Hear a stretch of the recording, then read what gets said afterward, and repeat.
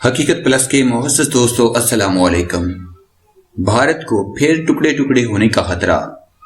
2 دہائیوں بعد خالستان تحریک ایک بار پھر سر اٹھانے لگی۔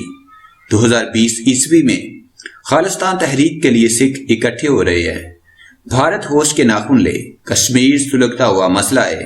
رہنما پاکستان تحریک انصاف اعجاز چودھری۔ مزید ڈسکس کرنے سے پہلے آپ سے گزارش ہے چینل کو سبسکرائب کر کے بیل کے نشان کو دبا دیجئے اور اس ویڈیو کو لائک کر دیجئے اور کمنٹ باکس میں پاک فوج زندہ باد، پاکستان پائندہ باد اور ISI کے گمنام ہیروز کو سلام کا نعرہ ضرور کمنٹ کریں۔ پاکستان تحریک انصاف کے رہنما اعجاز چودھری نے کہا ہے کہ 2020 عیسوی میں خالستان تحریک کے لیے سکھ اکٹھے ہو رہے ہیں۔ انہوں نے کہا ہے کہ کشمیر سلگتا ہوا مسئلہ ہے اور اس کی حل میں بھارت ہوش کے ناخن لے۔ اعجاز چودھری نے کہا ہے کہ برہان وانی کی قربانی جدوجہد آزادی میں بڑی قربانی ہے۔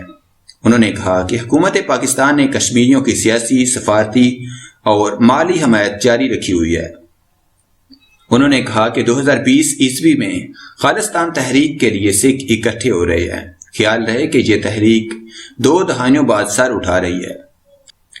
2 دہائیوں پہلے خالستان تحریک نے بھارت میں سر اٹھایا تھا اور لاکھوں کی تعداد میں سکھوں نے بغاوت کر دی تھی، جس کے خلاف بھارتی فوج نے آپریشن کیا تھا اور ہزاروں سکھ قتل کر دیے گئے تھے اور کئی بھارتی فوجی افسران بھی مارے گئے تھے۔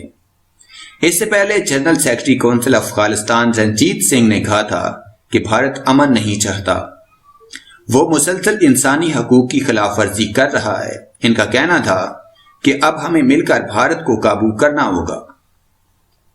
تفصیلات کے مطابق کشمیر میں بھارتی فوج کی ظلم و ستم کی داستانیں 7 دہائیوں پر محیط ہیں۔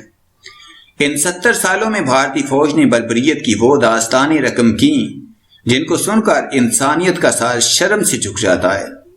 اس سے پہلے بھارتی سکھ پاکستان پر بھارت کے حملے کی صورت میں بھارت کا ساتھ نہ دینے کا اعلان کر چکے ہیں۔ انہوں نے پاکستان کے خلاف کسی بھی کارروائی کے لیے ہندو شدت پسندوں کو میدان میں اتارنے کی تلقین کی، جبکہ خالستان بنانے کی دھمکی بھی دے دی تھی۔